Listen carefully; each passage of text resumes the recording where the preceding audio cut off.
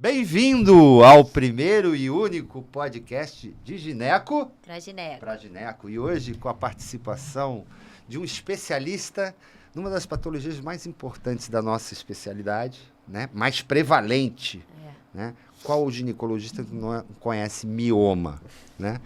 Mas hoje a gente não... Mioma é a cereja do bolo. É a desculpa. A gente está trazendo aqui Michel Zelaquete, que é o especialista hoje, eu acho que no Brasil, né? Olha que eu procuro saber sempre quem está up-to-date nas coisas e eu vejo você como já há bastante tempo nessa coisa do mioma, mas não o mioma como a gente vê, mas a tecnologia envolvida, novos horizontes no tratamento, né? Eu acompanho você, né? Embora nós não sejamos do mesmo hospital, não tenhamos a mesma idade, você é bem mais jovem, eu já acompanho você, então é muito importante a tua presença para falar sobre esse assunto, trazer algo de novo para jovens ginecologistas, porque eu sei que a tua experiência, o que você vai falar aqui, vai acender a luz, né? Uma luzinha na cabeça da garotada nova, que se apaixonar pelo assunto, vai poder encontrar em você uma inspiração, procurar você no centro de mioma para poder fazer um curso de radiofrequência. Então, eu já estou dando aqui o spoiler do nosso assunto. Mas eu queria que você se apresentasse, tá? Fica muito à vontade, o nosso papo é de gineco para gineco, igual na mesa de um bar. Coloca mesmo todo o teu sentimento das coisas que te envolvem, que te aflige. Nós fizemos aqui um making-off, né? Você colocou aqui coisas tão importantes.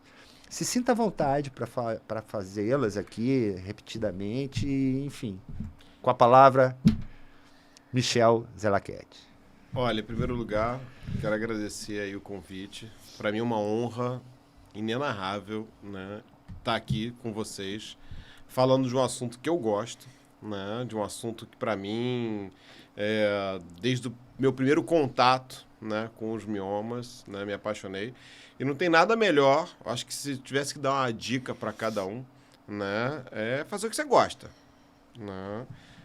Ontem eu cheguei 10h30 da noite em casa de um consultório que começou às 9h.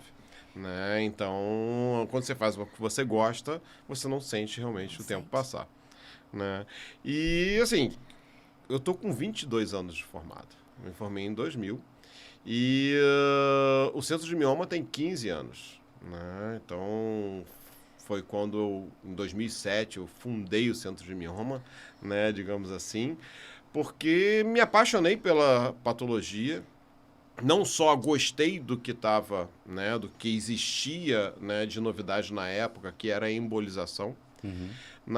Antes, né, de abrir o Centro de Mioma, eu, né, tive ali a residência no Hospital da Piedade, né, onde tem uma veia cirúrgica muito grande. Carvalhosa, você pegou Carvalhosa. Claro, né? O grande mestre, né? Não só o Roberto Carvalhosa, como outros como Maurício Taide, né?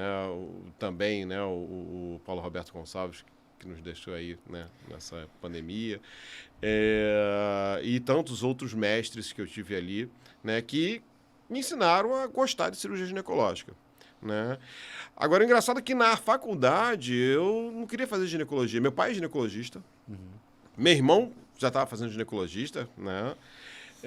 Fazendo ginecologia. E eu fugia da ginecologia igual o diabo faz da cruz. Eu vou fazer a mesma coisa que meu pai. Fazer a mesma coisa que meu irmão. Nada, vou sair disso aqui, vou fazer outra coisa. Então, eu fui para endocrinologia, aí gostei da endócrino, fui monitor da endócrino lá no Fundão. Né? Depois, quando começou cirurgia, aí gostei muito de cirurgia, aí fiquei 6 meses como acadêmico da cirurgia vascular, que para mim foi muito importante depois em relação aos miomas e para a cirurgia, né? Aí fiquei 6 meses lá na cirurgia vascular, né? Comprimindo artéria, essas coisas, fazendo nada, curativo, só isso. Mas só de né? olhar. Mas, e acompanhando cirurgias de 6, 7, 8 horas, né? E aí, ali eu gostei de cirurgia, só que, quando chegou no internato, eu queria logo eliminar a obstetrícia, né?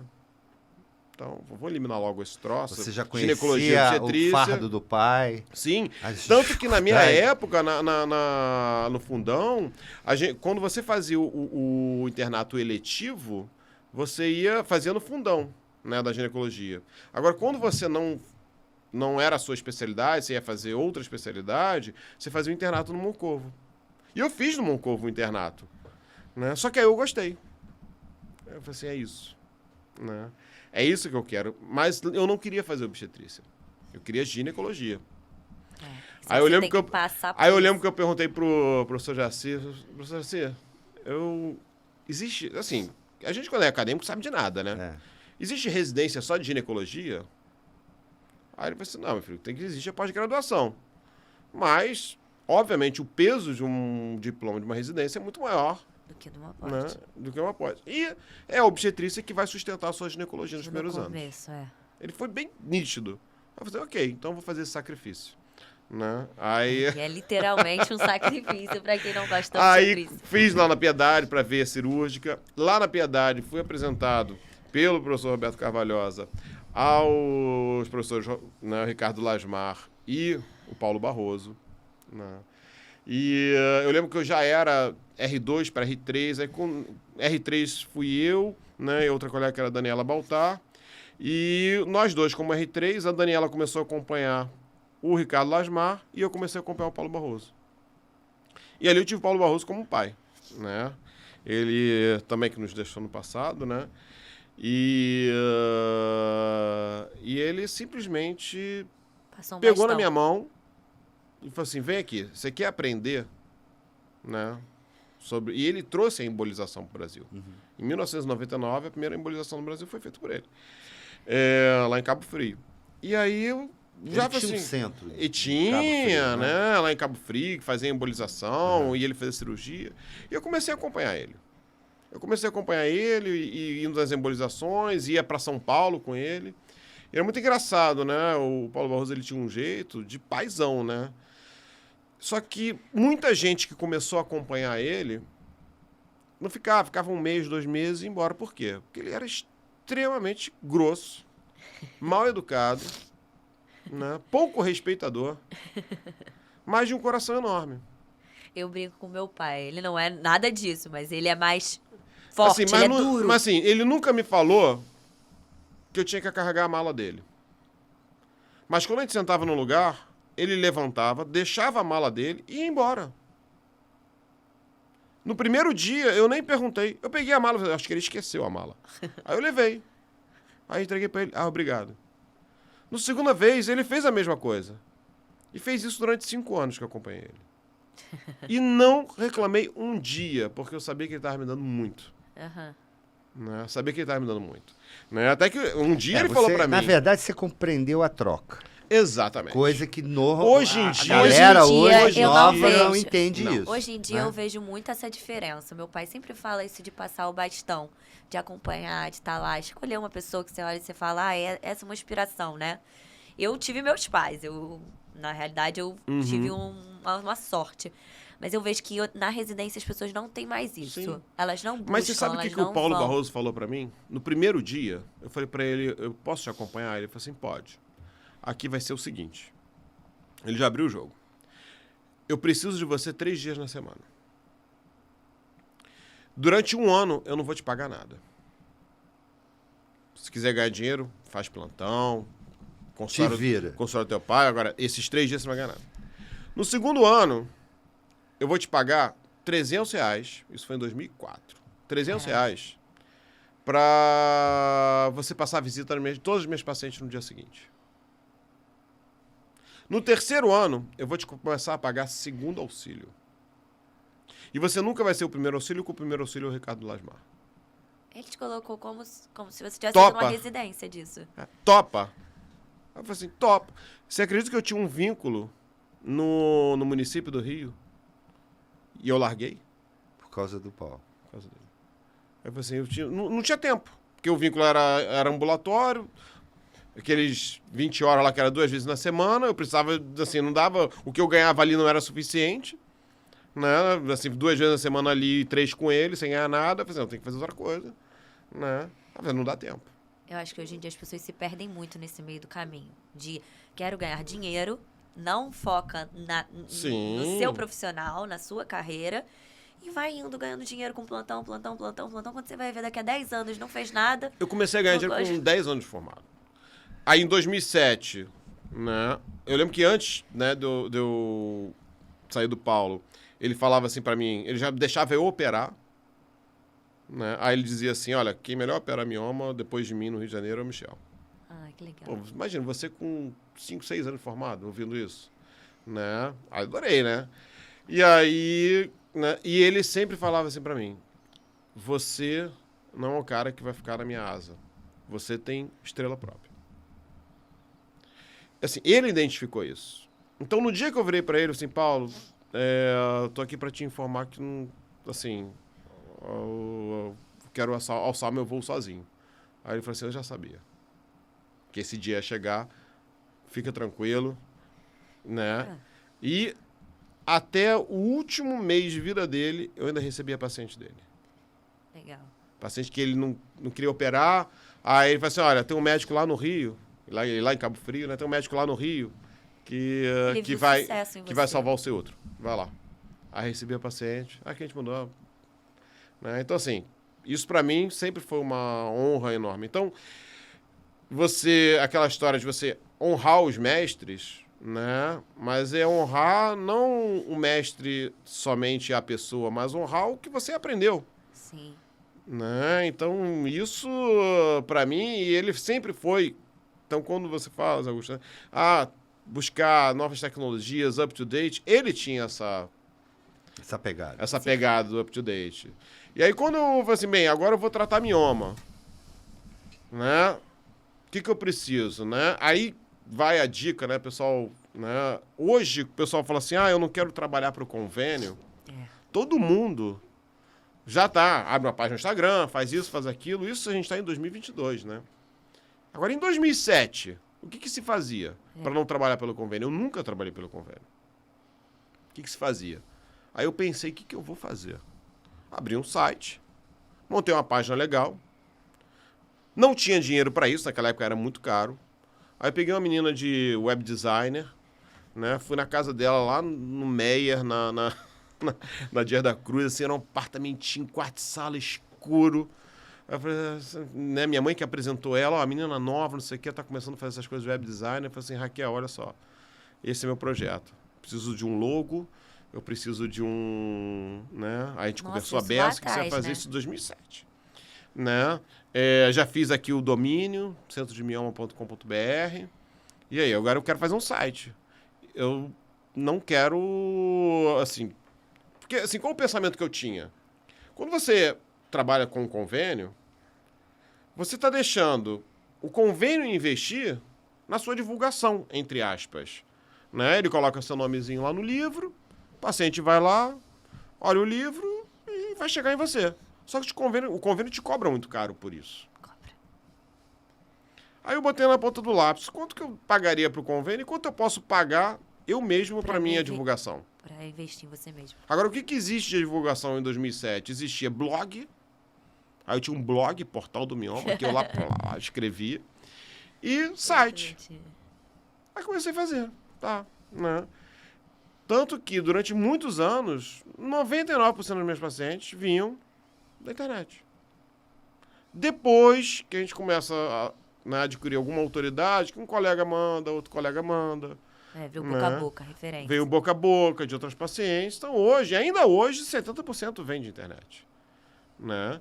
Mas o que a gente vê, né, que se você quer entregar a sua divulgação para alguém, né, obviamente que você vai receber que seja menos. Você mesmo fazendo essa divulgação. Que seja você mesmo. Então, isso hoje é tão comum, o pessoal fazendo Instagram, fazendo aquilo. Agora, em 2007, eu acho que se eu tivesse vindo hoje, eu ia estar no Instagram. Né? Botando a cara. É verdade. Né? Mas, assim, foi isso que eu... E assim começou. Né? E a busca sempre, né, por novos tratamentos, por isso. Né? E não trabalhar pelo convênio é você viver numa gangorra. Porque o mês que você ganha muito... É bom. É bom, mas você não pode achar que é aquilo que você vai ganhar todo mês. Aí, o que eu aprendi a fazer? Eu tenho, até hoje, uma planilha desde o primeiro dia que eu comecei a atender, onde eu tenho ali, né, a minha taxa de conversão. O número de pacientes que entram em contato para ligar, que ligam para pegar informação, As que vão em consulta, as que agendam a consulta, que vão ser tratadas. as que agendam e faltam, né? Porque tem as que agendam e faltam, né?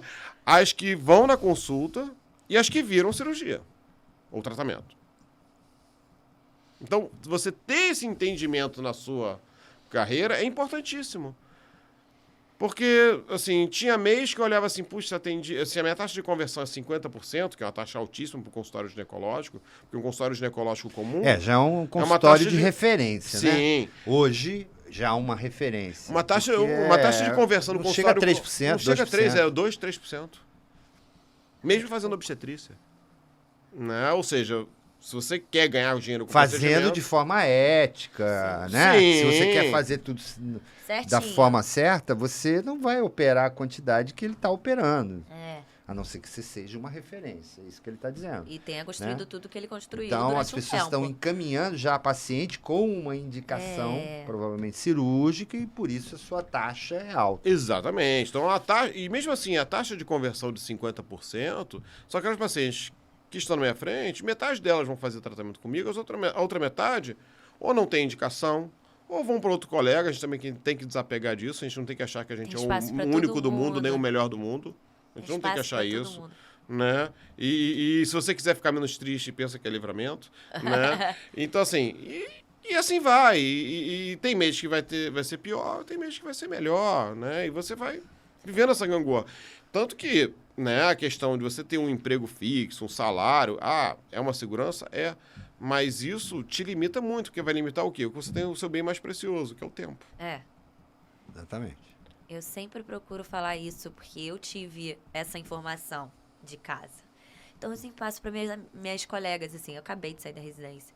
E eu não vejo nenhuma das minhas colegas, vejo poucas que estão num consultório, fazendo seu atendimento, muitas por convênio.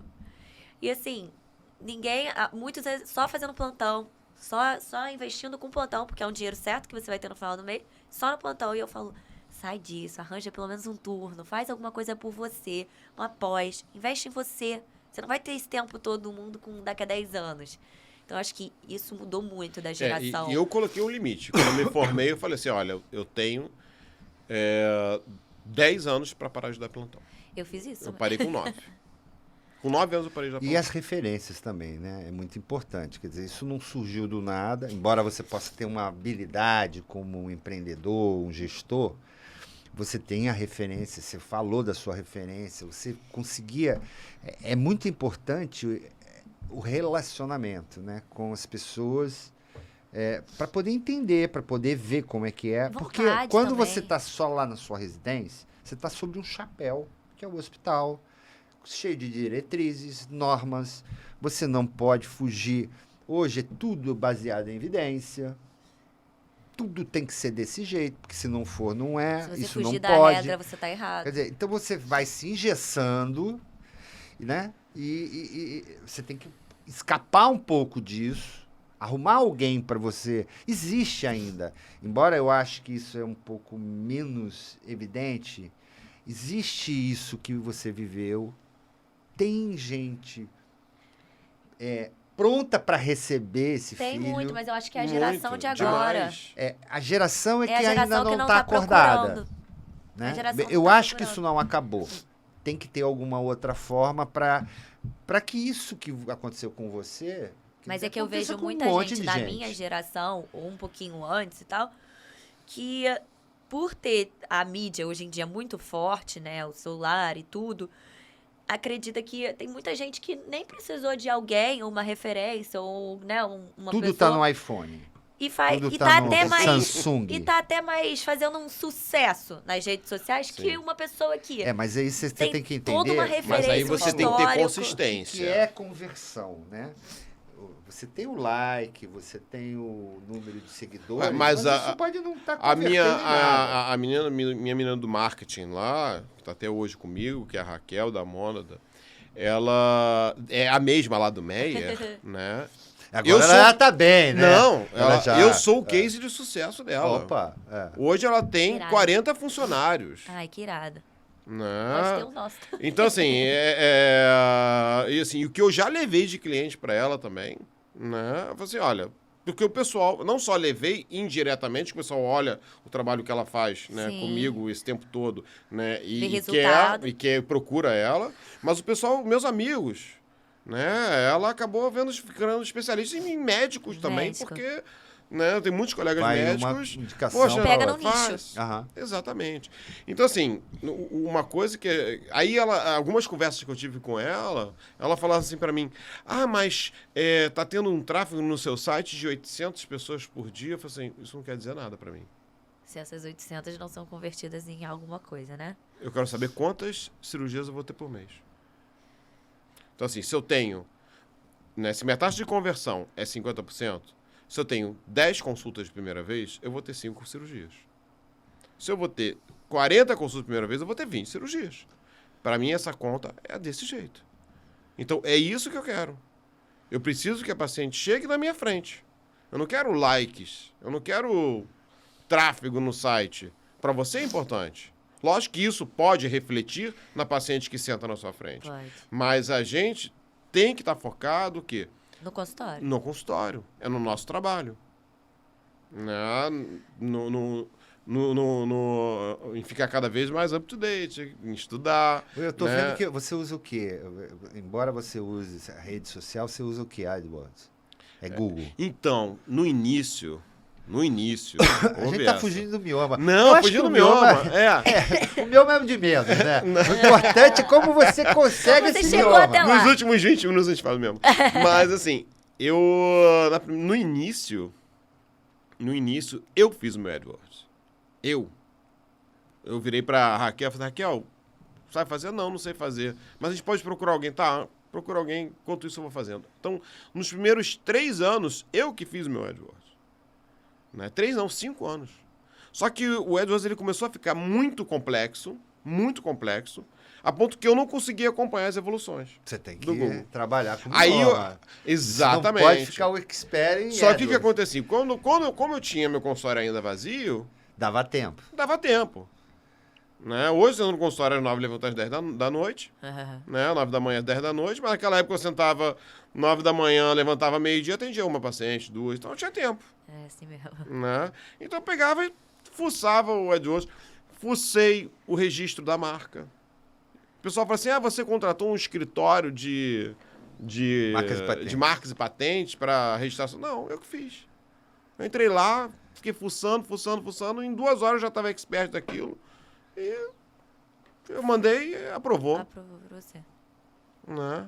E assim, então, quando você tem, no início da carreira, é importante você aprender também esses processos, porque quando eu fui delegar isso, né, do Você já AdWords para sabia. alguém, eu conversei de igual para igual. Aham, você conhecia, sabia Eu o que já você conhecia, queria. olha, eu quero isso. Por que você está usando essa palavra-chave? Vamos usar outra. Aham. Essa palavra-chave aqui está trazendo gente de bioma. Aham. Bioma, né, bioma marinho, tem nada a ver com mioma. Né? Então, assim, aí você começa... Porque o cara vai lá, automaticamente, o que o AdWords sugere? Você tá vendo mioma é bioma. Entendi. Entendeu? Porque quando você vai fazer a busca lá de mioma, né, no AdWords, do bioma no AdWords, no Google, Corrige, aí pai. ele corrige como Hoje, mioma. se eu colocar mioma, você aparece primeiro. Então, durante muitos e muitos anos eu apareci. Só que é aquela história. Isso tem um Hoje, custo, né? Para você aparecer primeiro, né, pelo AdWords, tem um custo. Mas antigamente a gente aparecia, assim, até uns 4, 5 anos atrás na busca orgânica. Né, que é mais importante do que no AdWords. Aham. Né, o AdWords é muito importante. Mas você tá na busca orgânica é o principal. Só que hoje é impossível você estar na busca orgânica. Porque sempre tem Porque você tem o pessoal que aumenta o tráfego por conta do AdWords, né? Então ele aumenta o tráfego do site dele, então o site fica mais relevante e ele vai entrar na busca orgânica mais rápido. Né? Então, aí tem... Você tem que dosar, né? Você tem que acabar... E outra coisa, o algoritmo hoje em dia está sendo mudado toda hora. Tá. Cada 2, 3 meses o algoritmo muda. Né? Então, assim, não é pra gente. É importante você conhecer os mecanismos. Delegar a função. Mas é delegar a função. Sai mais barato.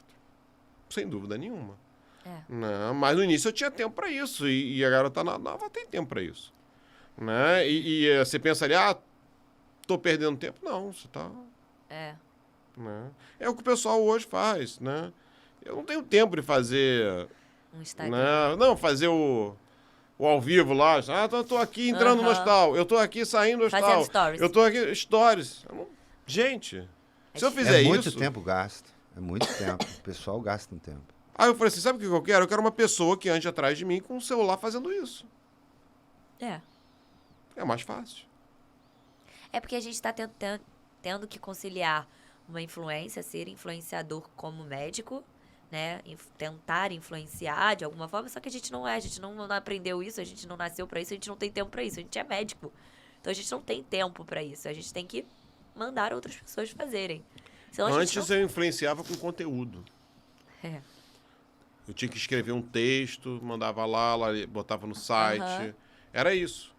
Hoje o conteúdo é diferente, o conteúdo é vídeo, o conteúdo... É uma coisa rápida, tem que ser rápido. Então muda completamente.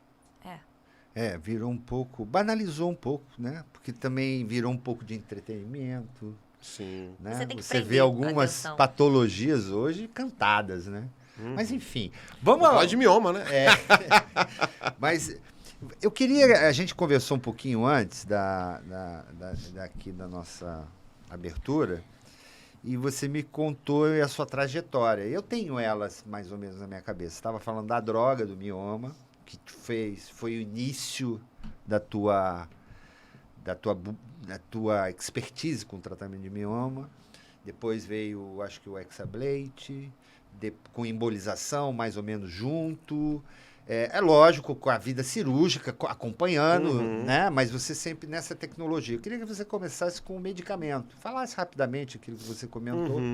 É assim, quando eu me propus a tratar mioma, né, quando eu me propus ser um especialista em mioma, né, o que eu pensei? Bem, se eu me proponho a tratar mioma, eu tenho que oferecer para o meu paciente todas as opções de tratamento que existem no mercado no mundo inteiro.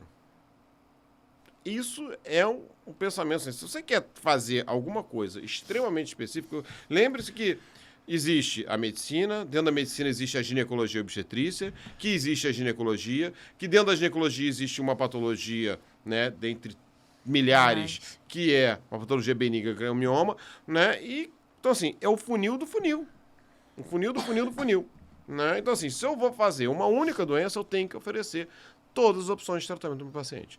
Então, desde o início, né, uma pedra fundamental foi ir em busca do que há de melhor e mais moderno e comprovadamente, né, cientificamente comprovado, né, que existe evidência científica para o meu paciente, que eu não vou testar nada em ninguém. Eu não sou maluco. Né? Eu não trabalho, né, numa instituição de ensino onde a gente está fazendo, né, teste com o paciente, pesquisa. Não é isso. Então, tem tudo comprovadamente. Né? Para o paciente também se sentir seguro. Então, eu sempre fui em busca, né, desses tratamentos. Foi meu primeiro contato a embolização. Né? Então, assim, na cronologia foi a embolização. Então, ali foi, né, sem dúvida nenhuma, uma grande experiência que eu tive, foi com o Paulo Barroso, mas depois que eu já estava com o centro de mioma, só a embolização não bastava, né, tinha as cirurgias, tem que oferecer, né, cirurgia, né, endoscopia ginecológica, laparoscopia, esteroscopia, então eu oferecia isso para o paciente. E aí foi quando o Hexablate veio ao Brasil, né, e aí eu fui convidado em 2009, né, foi até precocemente, né? Porque em 2007, né, eu abri o centro de mioma, em 2009 já fui convidado pela Redditor para assumir a coordenação do serviço, que fiquei de 2009 a 2011. E que para mim foi muito importante, porque era o único equipamento numa rede privada no Brasil. Existia um no ICESP em São Paulo, Instituto de Câncer de São Paulo, mas era só para pesquisa. E eu tive a missão de montar um centro, um serviço de mioma ali, né, para poder aumentar o movimento, que eles faziam um procedimento por mês e Entendi. eu consegui, né, na estrutura que a gente montou, de site, toda a expertise que eu tinha, então a gente passar a fazer 4 procedimentos por mês. Só que, devido aos custos do tratamento, extremamente caro, separar uma máquina de ressonância durante 6 horas, né, manutenção de software, esse número não era um número viável Não se pagava. economicamente. Né? Precisava fazer 10 procedimentos por mês. Né? E Eu sei que você ter quer- essa pressão de fazer 10 sem eu sei ter... que você quer continuar na pegada do negócio. Sim. Mas dá aqui uma palhinha pra galera do Exablate, rapidamente. Sim, na É verdade, um aparelho de ultrassom. sim, é uma ablação de mioma, uma ablação térmica causada por um ultrassom focado, guiado por ressonância magnética. Então você tem um equipamento, né, acoplado a uma máquina de ressonância magnética que ele emite feixes A de mulher, o ultrassom. indivíduo totalmente paralisada, Sim, porque você ela- mapeava Você pela mapeia ressonância. pela ressonância magnética a localização do mioma. Esse feixe de ultrassom entrava pelo abdômen, só que é o princípio da luz do sol numa lupa, né? Aham. Você vê os raios solares vindo paralelos, a lupa vai Vai. convergir tudo para um ponto só. E aí você vai queimar o papelzinho ali quando você consegue convergir todos os feixes para um único ponto. E é exatamente isso que o Ultrassom. Só que ultrassom você tinha focado que ter uma faz. coisa muito precisa. Exatamente. A ressonância que te dava precisão. O paciente não podia se mover Uhum. durante o procedimento, então isso era extremamente incômodo. Imagina um paciente ficar de bruços, com os braços, né, estendidos, né, durante 4 horas. Caramba. Né? Enquanto isso, você estava cozinhando o mioma. Literalmente cozinhando o mioma. Essa era a função. E era extremamente Aquecer demorado. o tecido. Extremamente demorado, que você tinha que fazer um mapeamento, que isso demorava quase 1 hora para fazer o mapeamento. Depois do mapeamento, você dava... Cada tiro durava em torno de quase 1 minuto, né? Esse tiro, ele queimava apenas, né, 1,5 centímetro, de 1 a 2 centímetros de Demorava comprimento muito. e meio centímetro de diâmetro. Então, você imagina um mioma de 6, 7 centímetros, você tinha que fazer muitos tiros, né? Então, demorava muito, né? Risco de queimadura de parede abdominal, né? Então, né, você, por exemplo, risco de alça intestinal, de nervo, né? Então, você tinha, assim, uma situação extremamente excludente. O critério de elegibilidade é extremamente, né, afunilado Era nas um indicações. tipo muito específico, bom para fazer. Exatamente. Né? E mesmo assim a gente conseguia fazer 4 procedimentos por mês. Bastante. Né? Então, dentro de um universo, né, de opções de tratamento, onde a gente tinha, na época, a embolização, a miomectomia laparotômica, a esteroscopia, a laparoscopia, né, você ter essa opção, lógico que agregou bastante, né?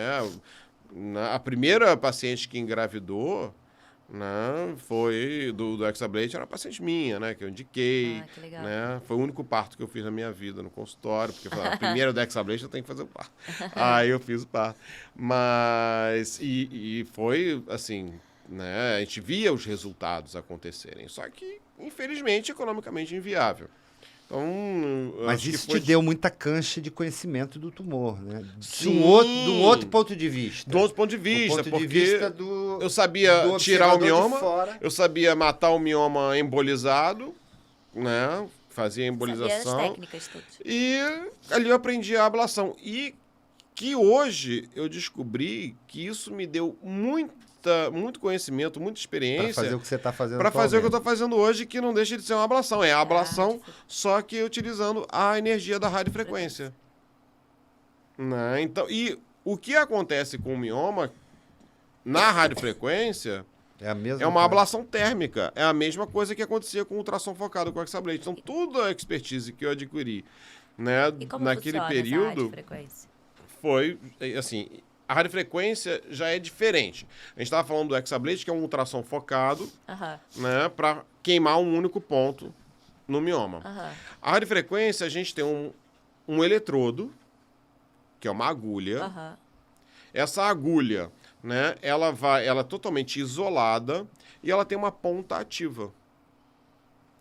Essa agulha, ela foi inventada nos anos 90, né, justamente para queimar tumores à distância, sem que você precisasse chegar até o tumor, né, abrir a barriga do paciente, né, isso tudo começou com o fígado, e você posicionar essa ponta ativa dentro do tumor e acionar uma energia que é uma energia monopolar, a radiofrequência, e ela vai queimar no entorno desse eletrodo. Ela vai esquentar a ponta ativa. Exatamente. E aí produzir a ablação. E vai produzir a ablação de que maneira, né? Você vai, né, aumentar a ativação dos eletrólitos dentro das células e vai causar a ablação em temperaturas ali entre 50 e 80 graus Celsius. Isso aí, você, durante o procedimento, o teu aparelho... Ele monitora essa temperatura lá na ponta? Ele não monitora a temperatura, ele monitora a impedância do tecido. Ah, tá. Porque a impedância do tecido é a capacidade do tecido carregar energia elétrica. Então, no momento que essa impedância do tecido sobe, é o momento que o tecido está ablado e ele não está mais carregando energia elétrica. Então, é o momento que a gente tem que desligar o gerador. Né? Então, a gente ter... teria que ter um termostato, né? Exatamente. Na verdade, não era nem um termostato na ponta da agulha. Você teria que ter um termostato a uma certa distância da ponta da agulha. Porque na agulha você sabe que está... Alguns, né? Mas essa sua ideia não é nada mirabolante, porque já existem alguns equipamentos para queimar outros tumores. Por exemplo, se você está no fígado, perto de uma estrutura nobre, está ali uma veia porta, por exemplo, né, ou uma outra estrutura, né, onde você não quer que a temperatura ultrapasse de 45 graus ali, por exemplo, 40 graus, você posiciona um termômetro naquele ponto nobre que você não quer queimar e queima o tumor. No momento que aquele termômetro atinge 40, ele automaticamente corta a energia daqui. Né? Eu pensei nisso. A gente ajudou a desenvolver uma agulha de radiofrequência, né, da Lang, aqui no Brasil. Essa agulha foi lançada na semana passada, no nosso curso de radiofrequência, semana retrasada. E a gente, no desenvolvimento da agulha, eu pensei nisso, sabe para quê? Para proteger o endométrio. A gente colocar um termômetro dentro da cavidade uterina, né, e queimar o mioma. Só que, assim, é praticamente inviável, né? Não seria muito fidedigna a temperatura. E o mais importante é você saber o tamanho da sua ablação, que você vai estar protegendo, né, o endométrio. Então, mas isso já foi pensado, né? Você não proteger as estruturas adjacentes. E hoje os equipamentos eles estão tão modernos que a gente sabe exatamente o halo de ablação. Então eu sei que eu vou ablar ali 1 centímetro, 2 centímetros, 3 centímetros, de acordo com a ponta ativa que eu vou ter, de acordo com o tipo da energia, e potência. Você, para fazer, quer dizer, deve existir as indicações, né, mais precisas para radiofrequência, mas para você, indicada uma radiofrequência, né, você mapeia esses miomas antes, é só com ultrassom que se mapeia ou você faz um mapeamento com ressonância e depois, durante, porque o procedimento é feito com ultrassom. Assim, eu vivo uma realidade no consultório onde 100% das minhas pacientes fazem ressonância magnética. Então, o planejamento do tratamento dos miomas, ele necessariamente passa por uma ressonância magnética, que ali eu vou indicar se tem, né, eu vou avaliar se tem uma indicação de uma embolização, uma indicação de uma miomectomia, seja laparotômica, laparoscópica ou robótica, né, eu vou indicar a radiofrequência. Aí, uma vez indicado a radiofrequência por ali, a gente passa para um outro exame, que aí sim um exame com a ultrassonografista trabalha conosco, que é a Cristiana Coutinho, né, ela faz um ultrassom direcionado para avaliar, né, para a radiofrequência. Né? Então, ela vai olhar ali a acessibilidade dos miomas. Porque você tem que ter o guia para essa agulha. Exatamente. E ele, pelo que eu entendi, como é minimamente invasivo, você faz pela vagina. Você poderia fazer pelo abdômen. Sim. Mas você faz pela vagina porque é o minimamente invasivo. É igual o pessoal da fertilização. Ele vai lá no ovário. Exatamente. Só que você passa essa agulha pelo troma do colo, pelos fornices. Pelo fornix. Pelo fornix fornix. anterior ou posterior, nunca pelo lateral, para fugir Das das artérias uterinas, dos vasos uterinos. Então, você sempre vai posicionar o transdutor ali, né, evitando o corte transversal, Sim. sempre no corte longitudinal, e você sempre vai acessar o mioma por ali. Então, a gente faz essa ultrassonografia, faz a ressonância magnética, mapeia, faz o planejamento Tudo terapêutico. bexiga vazia, né? Ou não Às importa? vezes não importa. Você tá vendo, se a né? bexiga estiver cheia, atrapalhando, a gente esvazia. Se não estiver atrapalhando, a gente deixa. E aí, durante o procedimento é todo guiado por ultrassonografia. Você só vai posicionar, acionar o gerador da radiofrequência quando você tiver a certeza Que você tá da lá. do posicionamento da ponta ativa. ativa. Para evitar complicação, para você não Certo. queimar o intestino, não queimar a bexiga, não queimar o É, ovário. eu não sou bobo, né? Tô velho. Então, eu olhei, antes de vir aqui conversar com você, eu fui olhar alguns aparelhos. Esse negócio da ponta ativa é interessante, porque eu vi uma marca de aparelho, eu não sei se é a que você usa, e era até um vídeo asiático. E mostrava, você tem de 3 centímetros, de 4 centímetros, de 5 centímetros. Né? Você tem tipos de ponta, né? De Isso. ponteiras, agulhas de tantos centímetros. Uhum. Tinha acho que de 25, sei lá, não é o importante, mas a ponta ativa era diferenciada, você tinha vários tipos. Você tem essa variação, você usa só uma? Então, na verdade existem agulhas com ponta fixa e ponta variável. As agulhas de ponta fixa, geralmente elas têm um tamanho de 1 ou 1,5 centímetro. E são descartáveis. Todas são descartáveis. Nossa. E as de ponta variável, elas vão variar de meio até 4 centímetros, ou 3 centímetros de acordo com o fabricante. Né? Geralmente, para mioma, a gente usa ali uma ponta ativa que vai variar de 1 a no máximo 2, 3 centímetros. Tá? Dificilmente a gente usa mais do que 2 centímetros, é raro. Porque Por 2 quê? centímetros Demora daria um muito mioma tempo. de 5. Não, mas o De problema 4, não é esse. não O é problema é que quanto maior a área de contato da ponta ativa, Maior área. maior é o tempo da ablação. Porque você vai ter uma área maior, Maior. tá certo? Mas você vai ter um tempo de ablação muito grande. E isso torna o procedimento muito demorado. E a ideia do procedimento é que ele seja rápido. Então é melhor fazer vários shots de 1, 1,5 e alguns de 2, do que eu fazer 3, 4, 5 shots de 2. E é instantâneo, você faz a ablação, terminou aquele tiro, ou durante esse tiro, você está visualizando a ablação? A gente visualiza. Você consegue Pela visualizar o efeito térmico ou não? Não, na verdade o que a gente é uma visualização Retração. indireta, visualização indireta. A gente visualiza única e exclusivamente o gás que se forma tá. do aquecimento do tecido.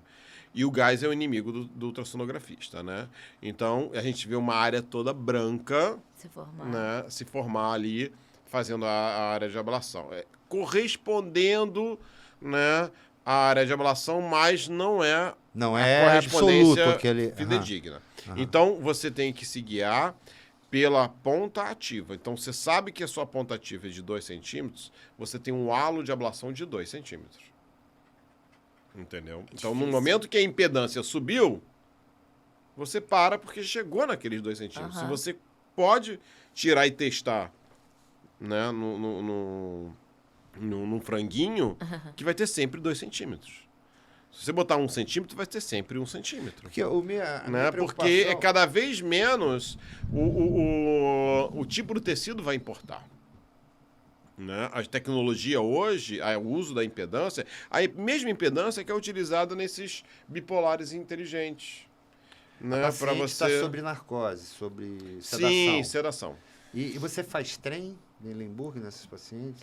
Não. Porque você estava preocupado com o enometro e botar um termômetro, mas o que a alça me intestinal, preocupa, né? a alça colando na serosa do útero. Não tem Isso problema é. nenhum, porque assim, se eu tenho. Você Se eu estou direto visualizando o limite do mioma, eu estou visualizando o limite da serosa e eu sei onde é que está a alça. Se eu sei que a minha ponta ativa é de 2 centímetros e que eu vou queimar um halo de 2 centímetros, Não vai pegar eu nada. não vou posicionar a minha agulha a menos de 2 centímetros de uma alça intestinal. Sim, com certeza. Pronto. E confia. Tá. Você falou que entra por cima ou por baixo, longitudinal, o corte né? Sim. E então eu admito que são alguns tipos específicos de mioma. Aí depende de tamanho, depende da localização. Então, por exemplo, miomas de até 8 centímetros a gente consegue. Miomas fúngicos são ruins. Geralmente miomas corporais, anteriores, posteriores ou até laterais são ótimos. Né? Agora, mioma fúngico, esquece. Por quê? Né? Porque você tem que atravessar todo o útero para chegar Quer dizer, nele. essa agulha, então, ela até tem chega. Corte Ela tem um bisel suficiente para furar um mioma o mais duro que seja. E o mais distante também. Sim, ela tem um tamanho de 35 ovário, centímetros. né? O ovário você tem uma textura diferente, muito mais macia. E você tem que fazer uma aspiração também ali. Eu desconheço esse tipo de agulha, mas ela, pelo que eu entendi, para passar um miométrio, para passar estruturas rígidas, deve ser uma agulha com Sim, é uma poder agulha de penetração. Com um aço muito bom, uma agulha que não quebra, né? Uma agulha que você... Não, então a gente já está falando em consumível, certo? Exatamente. Essas agulhas, obviamente, têm custo, elas são descartadas. Quer dizer, naquele procedimento que você está usando, com uma ponteira de 2, você dá vários e você fica usando só aquela. Só um. Ou você, num procedimento, tem dois tipos de agulha? Não, você sempre até pede pelo uma custo, agulha. até pelo custo. E quanto custa hoje uma agulha? Uma agulha hoje pode variar aí de 8 a 12 mil reais. Caraca. Você vai usar sempre uma. Você vai usar uma agulha. Então, além desse aparelho que deve existir no centro cirúrgico, você tem que levar suas agulhas. Você tem que ter... Na verdade, você vai ter esse que aparelho... contratar Não, na verdade, existem empresas, né, que são os distribuidores da agulha e eles levam o gerador. Sim, para O você hospital não consumir compra a o gerador. agulha. Exatamente. Certo. Né? Então, a empresa tem um gerador e ela vende a agulha. Né? Essa agulha hoje, né, ela pode ser vendida direto para o paciente ou então, né, a questão hoje é que não está no rol de procedimentos da ANS. Então, os convênios não estão autorizando a não ser com medida judicial. Essa é uma questão. Então, eu diria que o alcance da radiofrequência hoje... A radiofrequência ela tem uma indicação, acho até razoavelmente grande. Vamos botar em média de 10% de indicação de todos os tratamentos para mim. Eu acho grande. É bom. Né? Só que a gente não faz 10% das indicações, por quê? Pela limitação do custo para o paciente, né? Já que o plano de saúde não autoriza. Então eu acho que no momento que a radiofrequência se tornar dentro ganhar do rol uma de massa procedimentos, crítica de médicos fazendo radiofrequência, né? Agora é um Conhecendo o procedimento método. que pode ser feito pelo ginecologista e também pelo radiologista intervencionista. É um procedimento, diferentemente da embolização, que ficou só na mão do radiologista intervencionista. Por questões óbvias. Sim. Eu acho que tem que ficar na mão deles mesmo. A gente não tem capacidade para fazer. A gente teria que fazer um treinamento muito grande para isso. Você fazer cateterismo Exatamente. arterial, Não faz- seletivo. Não faz muito sentido. complicado. Não Vale a faz pena. sentido. Na pro verdade, você ginecologista. deve ter participado de muitos, mas Sim. levando o seu cliente, que existia essa intenção, né? A indústria, ela gerou uma intenção junto ao ginecologista. Não, você é ginecologista, tem a paciente com mioma, olha, nós temos equipes, tal, mas a paciente é sua, o procedimento é do ginecologista. E não é, porque o tempo inteiro um vascular fazendo... Exatamente. Né? Então, assim... Você diminuiu muito dentro do seu centro de mioma hoje, consultório, né? Atendimento seu, privado. As indicações, não as indicações, porque a indicação ela sempre vai existir quando ela é bem empregada, né? Adequada. Mas as suas, os seus procedimentos embolizantes diminuíram em função Então, disso? na verdade, o que aconteceu? No início, eu acho que a gente fez muito over-indication. Aham. Né? No início, quando a embolização chegou... Qualquer método é assim, A gente né? achava Existe uma que curva que a gente a acredita embolização... muito, acha... Exatamente. E aí começaram a surgir as complicações, começaram a surgir as falhas de tratamento, né? E começaram, né? Principalmente, começaram a surgir as evidências científicas, né? Onde você... Quando você pode indicar, quando você não pode indicar, quando você vai ter mais benefício, principalmente para as mulheres com desejo reprodutivo. Sim. E, ao longo dos anos, a gente foi restringindo as indicações da embolização, naturalmente, porque a gente também enxerguei melhores resultados, por exemplo, reprodutivos, nas minhas pacientes que eu fazia miomectomia do que nas que eu fazia embolização. Em concordância com as evidências científicas. Então, não é só o que o paper dizia, mas era o que eu via também. Com certeza. Né? Era, né, a minha experiência também. Né? Então, a gente começou, né, a limitar essas indicações. Então, Hoje eu você faço muito indica menos. uma embolização para que casos bem específicos? Fala aí para o Paciente pessoal. que já tem prole constituída, que não quer engravidar, né? Prole constituída e não quer essa engravidar paciente são tem duas sintoma, coisas né? diferentes, né? É. Essa paciente tem sintoma. Tem que ter sintoma. Então, assim, primeiro, tratar mioma tem que ter sintoma. Né? Agora, paciente que tem prole constituída, né, que não quer engravidar, paciente que está próximo da menopausa, Se beneficiam. vão se beneficiar. Aquelas pacientes que não querem operar de jeito nenhum. Também tem essas. Tem. Mas olha, os riscos são esses. Você, né, quer passar por esses riscos, né? Não, ok, eu prefiro passar por, né, correr esse risco do que fazer uma cirurgia. Ok. Assim, com consentimento, o paciente tem que consentir informado. É um consentimento informado, não é um consentimento não explicado, né? Porque o pessoal adora um consentimento. Assina aqui, ó, pra gente fazer o seu procedimento. É um consentimento informado e explicado. Então, ela vai ciente dos riscos e vai fazer. Então, as indicações: paciente da perimenopausa, paciente com prole constituída, paciente que não quer mais engravidar. Eu acho que o contexto é o mais importante. Agora, olhar, né, os tipos de mioma, o volume do útero, é óbvio que a gente tem que olhar sempre, né? Mas eu acho que o difícil do tratamento do mioma não está, né, não somente na diversidade em que os miomas se apresentam em relação a tamanho, localização, número, sintoma que eles apresentam, mas principalmente o contexto. Você pode ter duas pacientes com os mesmos miomas, os mesmos sintomas, com contextos completamente diferentes. Como é que ela vai Aí chega, né, a minha pós-residente que está me acompanhando lá. Mas por que nessa daqui você fez a embolização, nessa daqui você fez cirurgia? Elas mesmas vêm assim, né, falando, mas então vamos ver o contexto. É isso que a experiência vai te dando, né? Você vai entendendo por aí que vai ser melhor isso. Aí pergunta por que o cara não enjoou de fazer mioma há 15 anos. Hoje, né, minha assistente falou assim, nossa, o mais legal é que nunca tem uma cirurgia igual a outra. Mas é isso. Não existe um caso igual ao outro. Eu nunca fiz, eu tô chegando a quase 1.500 miomectomias, eu nunca fiz uma miomectomia igual a outra. Muitas parecidas. Sim. Muitas com as mesmas dificuldades, né? Algumas com dificuldades inéditas, mas que as outras dificuldades me ajudaram a resolver aquela dificuldade inédita. Né? Mas isso é a vivência. E eu falo para as minhas pacientes, eu tenho paciente que eu operei há 10 anos e já está voltando para operar comigo agora, a recidiva dos miomas. Aí eu falo assim para ela, olha, né, você está se beneficiando bastante hoje, muito mais do que você se beneficiou há 10 anos. Né? Porque hoje eu tenho mais vivência. Sim. Né? Agora me diz uma coisa aqui. Você tem esse... Agora, não, Fala. Outras indicações na embolização, eu vou te dizer por que eu indicava mais a embolização também antes. Eu acredito que eu tinha menos experiência cirúrgica.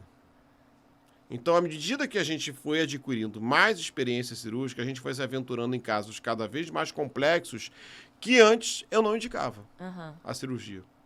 Então, hoje eu olho um caso, eu tenho mais, né, tranquilidade e segurança de fazer, garantindo a preservação do útero da paciente, do que eu tinha antes. Hoje sempre é um lema seu, né? Você trabalha com esse lema interno, preservar o útero. Sim. Esse é o foco sempre do centro de mioma. Sim, preservar o útero. Eu acho que basicamente são as pacientes que te procuram, né? Porque você tem o mioma uterino e a paciente com tratamento radical. Sim, que né? já O que mais a gente querendo, vê... né? Como é que você vê? Essa é uma pergunta muito pessoal e uma pergunta que eu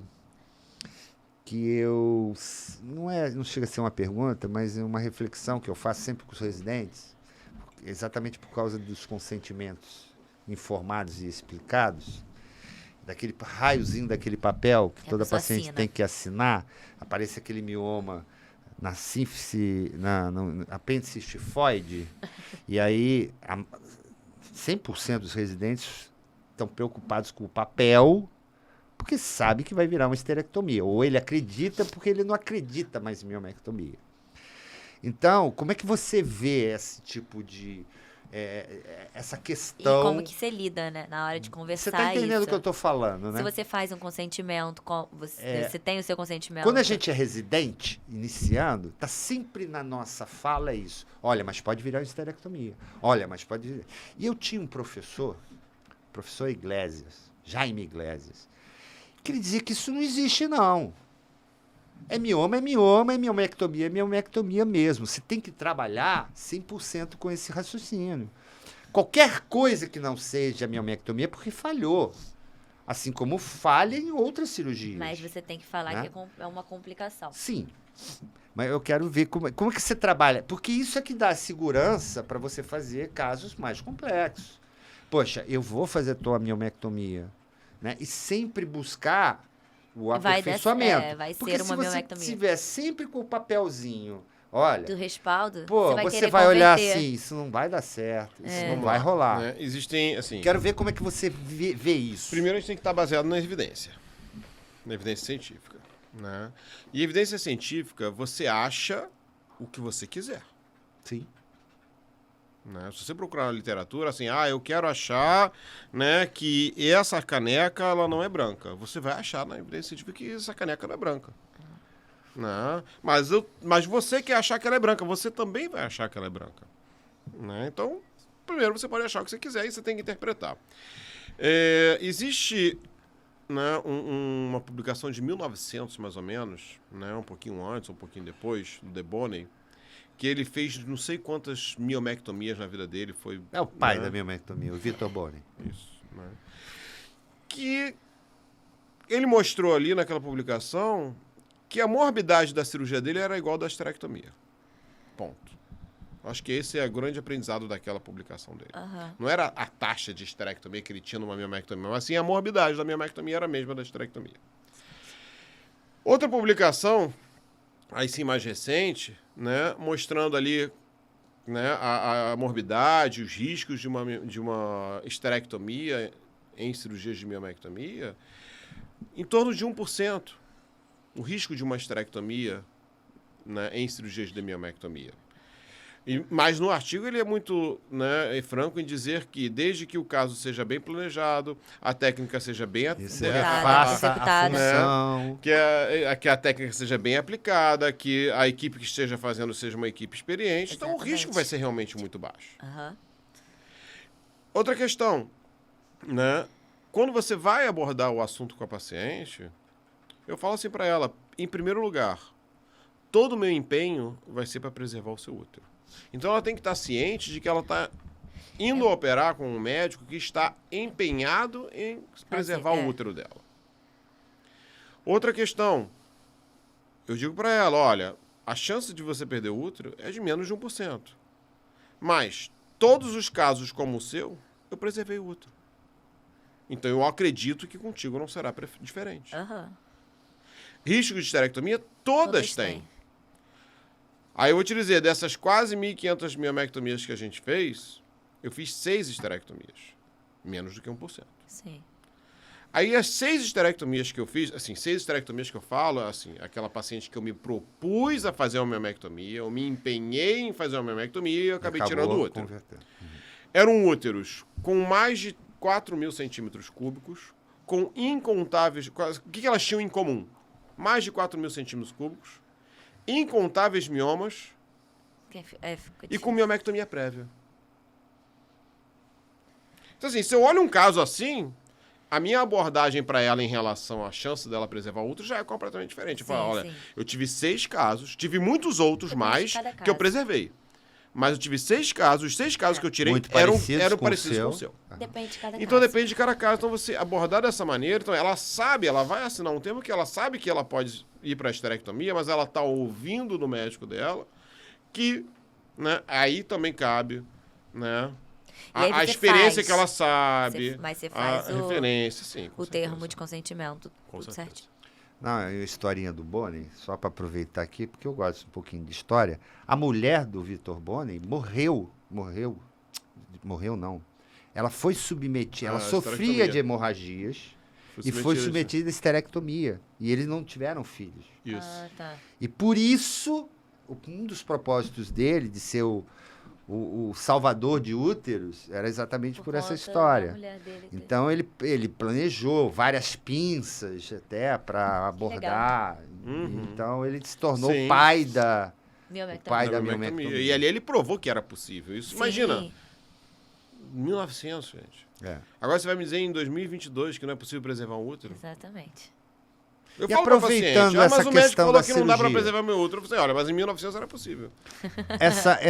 Aproveitando, nos casos cirúrgicos, né? Eu queria que você pontuasse. Eu opero 80% dos meus casos são cirúrgicos, miomectomias, né? Eu deixo lá 10 ou 15, não sei se é esse número, para as embolizações e radiofrequência. Você tem vamos uma supor. porcentagem daquilo Nessas que você faz? cirúrgicas, você transita aí pela vídeo, pela robótica e pela laparotômica. Na tua vivência hoje, dentro do contexto nosso, de plano de saúde, de custo operacional, quanto que é esse percentual? É 10% robótica, com 90% laparotômica? Assim, porque a minha é 100% laparotômica, né? Então, eu vamos lá. trabalho no hospital pobre. Sim, eu tenho dois vieses, né? Eu tenho dois vieses aí.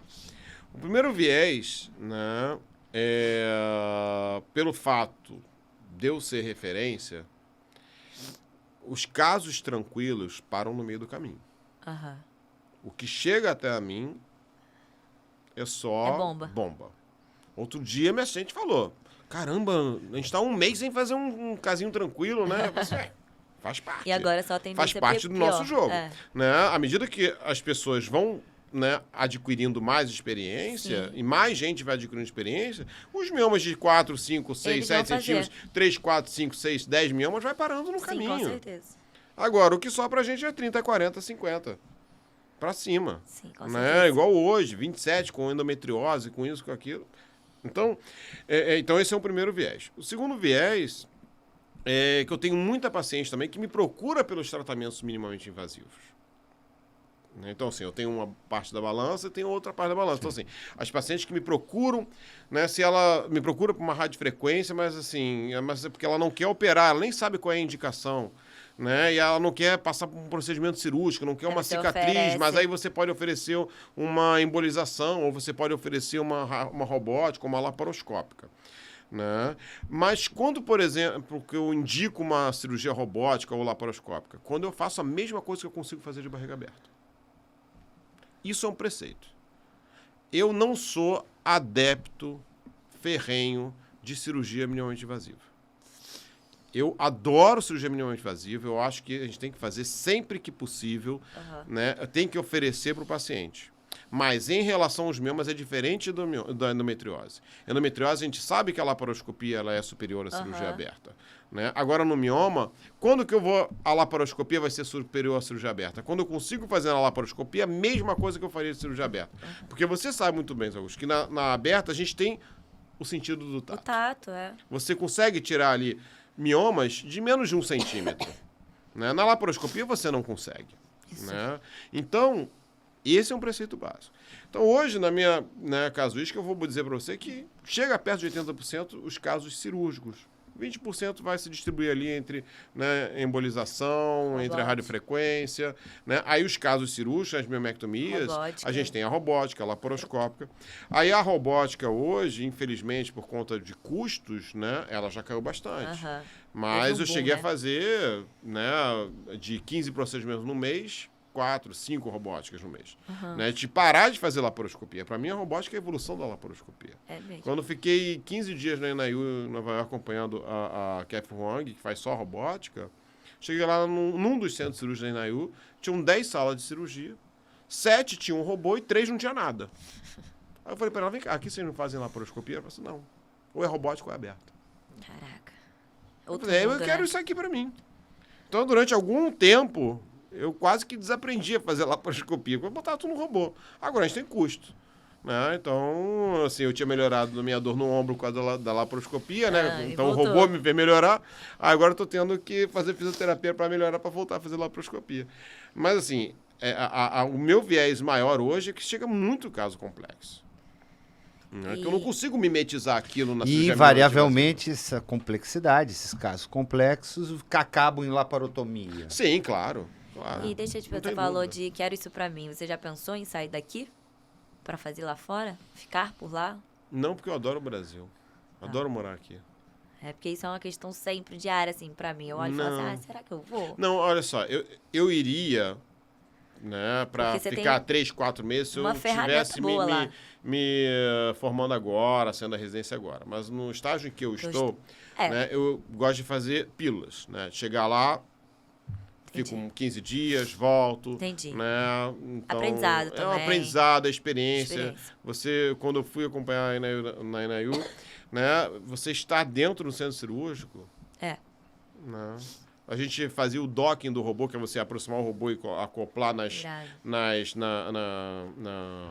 nos trocáteres. Aham. Eu fazia em 5 minutos, 6 minutos, 10 minutos, que eu achava rápido. Os padrões é muito rápido.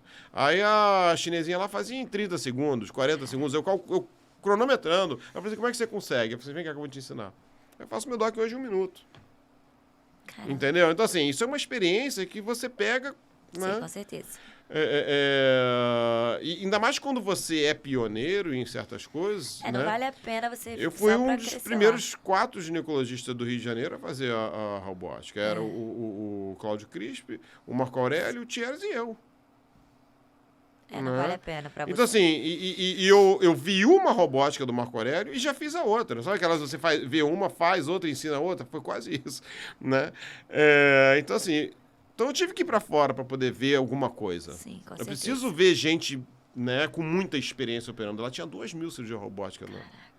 Né? Mesma coisa, mesma questão da radiofrequência. Ninguém fazia aqui. Eu tenho que ir em algum lugar para fazer. Então, fui lá na Espanha, ver a Maria Luísa Canhete, né, que tinha mais de 200 casos nas costas, fazendo. Eu falei, agora sim eu sei fazer isso. Por quê? Você pega os macetes, você vê. Né? Bota a mão, né? Você bota a mão. Então, você pega os pormenores. Então, você assistiu uma aula de congresso, você, né... Você se atualiza, Você né? se atualiza. Agora, para você aprender, você tem que estar dentro da sala de cirurgia. Sim. Mesmo tem que jeito. seja só olhando, né? Sim, só olhando. Que eu acho que falta muita coisa aí. As pessoas já olham e falam assim, eu só vou pra olhar. Vou falar isso porque eu fiz isso. Eu entrava com ele sempre em cirurgia e tal. Eu falava, pai, quanto que eu vou ganhar nisso? Ele olhava, aprendizado. Aí sai. Pai, quanto que eu vou ganhar nisso? Aprendizado. E a gente sempre tá com esse intuito. A nova geração é quanto que a gente vai ganhar nisso. A gente não investe, né, o conhecimento, o nosso tempo nisso. Hoje em dia eu vejo muito isso. Eu acho triste até. Como é que tá a nossa pauta, Paula? A gente já falou Não da falou de nada, né? Rádio Frequência. Não, Falamos foi muito tudo, bom. Muito bom. Falamos da Exablade, falamos da radiofrequência. Se todos os miomas, eles devem ser tratados. Você trata todos os miomas, todos. Não, Só aquilo, com queixa. né? Mioma é uma doença extremamente prevalente, né? É doença benigna, né? Ali, extremamente prevalente. Gira em torno de 25%, 30%. Alguns estudos já estão mostrando quase 40% de sintomas, de mulheres com sintomas. Né? Mas vamos botar ali em torno de 25%, 1/4 das mulheres que vão ter algum tipo de sintoma. E o sintoma indica tratamento. Sim. Então você vai indicar um tratamento. Agora, qual o tratamento? Aí Qual o depende. percentual que você... Então, assim, Foi o aí que a gente falou. é aquela história, né? Para quem tem só martelo, tudo é prego. Tá voltando àquela história, assim, oferecer tudo pro seu paciente. Sim, com certeza. Então, se você quer, né, oferecer um tratamento de mioma pro seu paciente, você tem que, no mínimo, saber do que se trata. Sim. Você faz o que você sabe fazer, o que você não sabe, você indica. Né? E aí entra na questão, né, do curso, por exemplo, da radiofrequência, né? A gente queria que você falasse do curso. Então, Deixa eu o só, curso, deixa eu mas só é perguntar. isso. Você tem que... Antes você hoje em dia, você recebe pacientes de ginecologista para você tratar e voltar pro ginecologista? Hoje eu não sou ginecologista. Você só faz a Eu não parte... faço obstetrícia, eu não faço ginecologia. Não faz Papa Nicolau. Não, graças a É Deus. como se fosse né? uma colposcopia Mas eu hoje em sei dia. fazer. Ele trata assim. Não. Hoje eu só faço Papa Nicolau se o paciente precisa para operar. Aham. Porque, por exemplo, eu tenho que preservar um útero saudável. Sim. Eu não sou maluco de preservar um útero Quando com é. uma Com patologia. uma citologia positiva. Exatamente. Então, não sou maluco. O paciente, tem um Papa Nicolau, tem menos de 1 ano aí? Não tem, então vamos fazer. Sim, entendi. Né? Mas hoje em dia você para sabe agilizar também o diagnóstico. Agora, hoje eu recebo muita paciente ginecologista. E aí volta pro E ginecologista. tem que devolver. Entendi. Elas me pedem, doutor, dá pra você fazer meu parto? Não, não faço. Dá pra você fazer o acompanhamento ginecológico, isso aqui? Não, não vai fazer. Você vai, quem te encaminhou, você vai voltar pro colega. Porque também a gente perde o boca a boca. Exatamente. Né? E outra coisa, eu não quero ficar com a minha agenda cheia de paciente marcando preventivo. Você quer Aí focar. chega aquela pra operar, não, só tem vaga pra daqui a 3 meses porque ele tá cheio de preventivo na agenda. Eu não quero isso também. Eu quero ajudar mais mulheres com miomas. Certo. Né? Então, quando você tá focado numa coisa, faça aquela coisa. A gente teve a Lilian, né, da colposcopia aqui, ela fala da esteroscopia. Então, a gente sempre pergunta isso, se você devolve o paciente, como funciona essa questão da ética. A partir do momento que você é super especialista, né, você tem que devolver. Eu acho até bom. Sim, claro, porque ótimo. Eu não tenho interesse em casar com o paciente, lá, ficar com certeza. a vida inteira. E com relação ao curso, eu sei que agora você está empenhado, né, nessa nova tecnologia, que é a radiofrequência, já demonstrou. Só uma curiosidade, pelo que eu entendi. Vendo um vídeo, né, tem a ponteira, tem a agulha, ela é presa a um device, uma sonda. É um transdutor, né, de ultrassom transvaginal. Só que ele tem, aquilo é ligado no aparelho, e eu entendi que também tinha uma solução salina. Então, como é que é isso? Essa solução salina, na verdade, né, é um soro resfriado. É para resfriar o procedimento? Para resfriar a agulha. Então... Para a agulha ficar numa temperatura baixa e não carbonizar o tecido.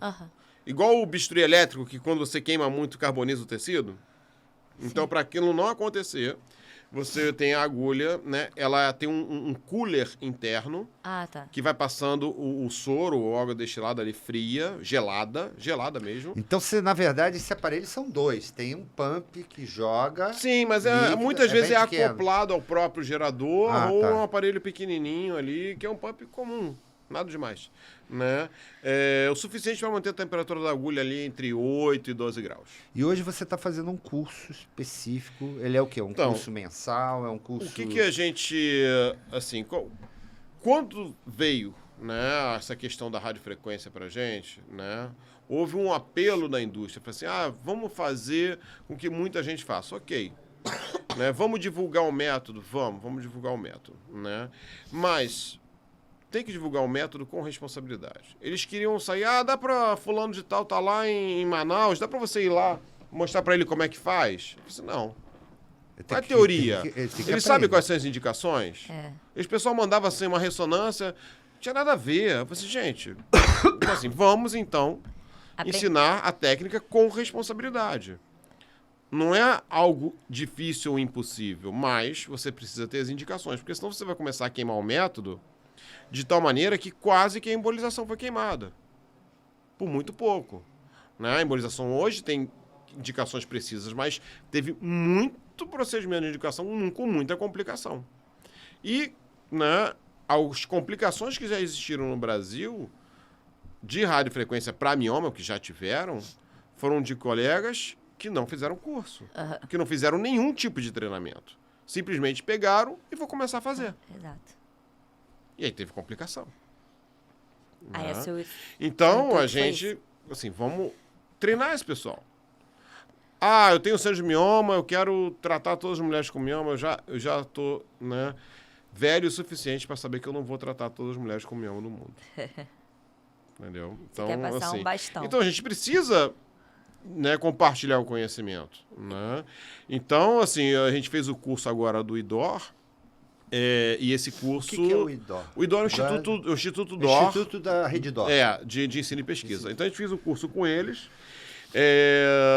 Tiveram 3 alunos do Equador e esses alunos foram fazer o mesmo curso que eu fiz na Espanha. Né? E aí depois eu recebi o feedback deles, um teu áudio foi melhor. dizendo que o meu curso foi melhor do que o da Espanha. Então, assim, isso para mim já valeu. E a ideia é justamente essa, porque foi um curso teoricamente mais completo, a gente mostrou mais dicas, né? Porque eu quero que todo mundo saiba realmente fazer. Sim, com Né? certeza. Isso eu tô com 70 casos, né? Então, assim, já dá para passar. A curva de aprendizado são 10 casos. Né? Então, já passei da curva de aprendizado há algum tempo. Tive, né, algumas falhas de tratamento, não tive nenhuma complicação. Mas, então, nossa ideia hoje, a gente vai mudar um pouquinho o modelo Só do uma curso. curiosidade, qual é a complicação mais frequente? A mais Mais temida é lesão de alça intestinal. E é mais Mas é comum. extremamente raro. Tá? Extremamente raro, isso é 0,01%. Né? Agora, mais comum, eu diria que seria um processo infeccioso, mas que você pode tratar com antibiótico. Né? De mioma que migra para a cavidade uterina, vai expelir e ela acaba tendo ali um processo infeccioso. Que isso a gente tinha também na embolização e a gente aprendeu a lidar com isso na embolização. Nos estudos científicos, isso é tido como complicação, eu não considero isso como complicação. Se você vai tratar um mioma com componente mucoso, ele pode migrar para a cavidade e ele pode ser expelido. Então você informa ao paciente. Exatamente. Né? E mantém ela, né? Olha, qualquer sinal de corrimento com odor fétido, entre em contato comigo, que a gente vai entrar com antibiótico, vai proceder a retirar desse mioma, vai parir o mioma, vai fazer o parto do mioma. Né? Aí você estava falando do curso. Então, hoje a gente está querendo, né, lançar um outro modelo de curso. Né? Só teve uma turma? A gente já teve 3 turmas. Né? A gente já teve 3 turmas, então agora a gente está querendo fazer um outro modelo de curso, já para o ano que vem, que é lançar, né, para ter mais acesso, né? Quando a gente fizer o curso ao vivo, a gente ter o curso, né, a parte, ter a possibilidade do aluno assistir online. Mas o curso vai ser ao vivo. Né? Então, isso vai ampliar a penetração. Né? E, obviamente, né, inclusive podendo... Quem tem interesse, né? O cara vê o curso... Às vezes o cara tá lá... eu não quero consegue. fazer, aí eu vou lá... Aí ele vem aprender. Né? Ou eu posso ir também ensinar, mas uma vez que ele já tenha feito a parte teórica, pelo menos, e tendo observado, mesmo através, né, de filmagem, né, os procedimentos. Sim, com certeza. Né? Então, isso daí é você poder, né, fazer com que as pessoas aprendam. Assim, não adianta a indústria trazer o equipamento, a indústria trazer e eles não se empenharem em informar os profissionais. Sim, com certeza. Porque eles vão ter complicação, vão durar 3, 4, 5 anos e vai vai embora. estragar, né, Agora, uma técnica, a radiofrequência, para mioma, ela não é nova. Ela é nova aqui no Brasil. Em 2020 eu fiz o primeiro caso.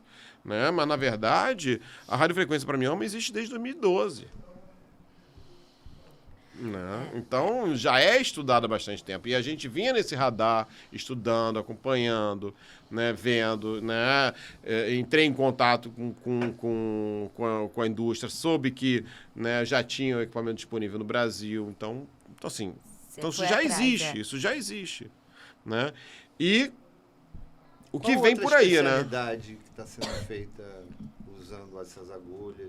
Radiofrequência. Na radiofrequência tem sido utilizada, né, para fígado, tumores de fígado, né, rim, né, está começando a ser utilizada para próstata, então pulmão, bastante, principalmente fígado, pulmão, né, e o que vem por aí, né, que é micro-ondas. Aí é o up to date, né.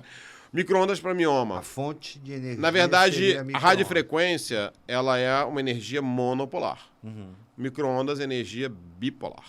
Então, na própria ponta da agulha, a energia circula. Então, teoricamente, é mais segura. Você tem um halo de ablação maior, mais rápido, né? E mais preciso. Então, as pessoas têm que se atualizar, senão elas vão ficar Só muito que pra trás. isso, Mas né? você vai vir no próximo podcast com a micro-onda, né? Mas a micro-ondas, acredito assim, que no futuro vai ser tudo micro-ondas, porque vai baratear. A radiofrequência vai acabar daqui a 10, 15 anos. Ou então ela vai ficar restrita para casos, para miomas pequenos. Porque a micro-ondas eu consigo utilizar por via vaginal e via percutânea. Entendi. Né, guiado por ultrassom. Essa é a nova proposta. Então, isso é o que vai vir. Só que hoje uma agulha de micro-ondas custa R$25 mil. Mais do que quase o triplo de um preço de uma agulha de radiofrequência. Né? Então, assim, é inviável você tratar mioma. Uma coisa é você usar micro-ondas para fazer um tumor de fígado maligno. Ok. Agora, para fazer mioma, ainda não é economicamente viável. Quanto você cobra no seu particular? uma cirurgia de mioma? Depende do tamanho do mioma? Olha, complexidade, depende da complexidade, depende... Varia, então. Né? Assim, vai variar, né? Se o paciente... Radiofrequência que eu digo, né? Radiofrequência, vai variar muito. Você pode, assim, obviamente, eu tento ajustar um valor, né, onde ela gaste menos do que com uma cirurgia. Entendi. Porque imagina que ela tem que pagar o hospital, ela tem que pagar a agulha, e é um procedimento onde eu consigo fazer 2, 3 numa manhã. Entendi. Uma cirurgia eu faço uma numa manhã. Uhum. Eu não consigo fazer 2 cirurgias numa manhã. De mioma, os casos complexos que a gente tem, eu não tenho. Não consigo. Entendi. Faço 2 cirurgias num dia. Você avalia de cada paciente. Né? Então, assim, uma radiofrequência, eu consigo fazer 3 numa manhã. Consigo fazer 2, 3 numa manhã tranquilamente. Então, eu consigo ganhar em 2 radiofrequências o que eu ganho numa cirurgia. Entendi. Então, obviamente, que para paciente é um custo menor. Só que esse custo, então, custo de honorários médicos, né, vai ser menor do que de uma cirurgia. No entanto, esse custo acaba sendo quase equivalente a uma cirurgia, porque ela tem um custo de equipamento que o convênio não cobra. Sim. Então, vamos supor, num futuro próximo, onde o convênio cubra, né, a parte de internação hospitalar e o equipamento, material, ela vai gastar... Né? Ali o equivalente, né, é uma esteroscopia. É um day pouco clinic, mais. É um day hospital. Um pouco mais do que uma esteroscopia. Ah, tá. Ela vai embora no mesmo dia. Vai embora no mesmo dia. Entendi. Já numa miomectomia mais complexa, ela vai passar uma esteroscopia 1 dia, 2 você dias. faz às vezes em 20, 30 minutos. Uma radiofrequência dessa você faz ali 1 hora de sala, 1h30. Então você pode, assim, o equivalente a 2, 3 esteroscopias. Legal. Entendeu? Então, assim, você tem a tecnologia ali, no caso, até vai acabar reduzindo o custo para o paciente. Entendi. Entendeu? Isso é bom. Né? Mas é aquela história, a gente tem, né, é indicação. Óbvio. Nem você já falou. Não, é indicação. Então, o próximo curso é para o ano. Sim, final do ano. Mais... Início do ano, janeiro, fevereiro, a gente está fazendo o próximo curso. Já com essa pegada online. Sim, para o pessoal ter teórico e vai assistir de casa lá os procedimentos ao vivo. Né? E vai ter, obviamente, o presencial, que aí vai ter os simuladores. Ah, legal. Então, o presencial também ali já é algo bem interessante. Presencial ele já consegue sair fazendo.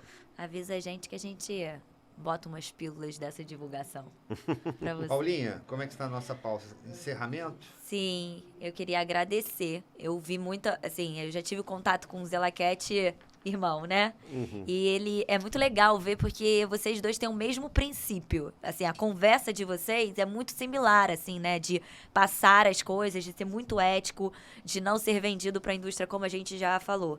Então, assim, isso é muito legal de escutar. É muito igual. Eu escutei, assim, coisas que o Zelaquete também falou. Então, assim, obrigada por você ter vindo, passado toda essa informação. Com certeza eu chamaria você outras vezes para falar sobre isso. Com certeza. É um prazer tê-lo aqui. Tá? Eu quero agradecer, né? Assim como você, eu e meu irmão, nós tivemos um pai médico ginecologista, né? Então, essa parte ética, eu posso dizer que a gente aprendeu em casa. E vem de casa, tá? Né? Porque isso e a ética, ela vem de casa. É. Porque eu e meu irmão, a gente fez faculdades diferentes, residências diferentes, e todos os caminhos foram seguindo diferentes. Mas dá pra ver que é nítido. Porque veio do DNA. Veio... É nítido que vocês Aí eu dois posso têm o mesmo agradecer princípio. ao Zelaquete Mor, que é o Miguel Zelaquete, meu pai que já está aposentado. Né? Mas então, ele fez um belo... Sem dúvida nenhuma, eu agradeço trabalho. o convite de vocês. Eu estou à disposição. Sim. Eu acho que eu só falei menos da metade do que eu queria falar. Mas a gente faz parte tem do muita bom. coisa. Foi muita bom, coisa. Michel. Muito bom. Obrigado. Obrigada. Agradeço. E aqui um dá o mimo do nosso patrocinador. A gente tem patrocinador, né? Eu vou mandar mensagem pra eles, porque daqui a pouco tá vindo. Obrigado. Muito obrigado. Isso aí é só um carinho pela gentileza de você ceder teu horário, vir lá de Ipanema. Ó, Centro de Mioma, Ipanema, Visconde Pirajá. Isso, 550, falei, 2107. Visconde Pirajá. 550. Sala 2107. Sala 2107. Né? É o cara do mioma. Tá ok? Obrigado, gente. Muito obrigado.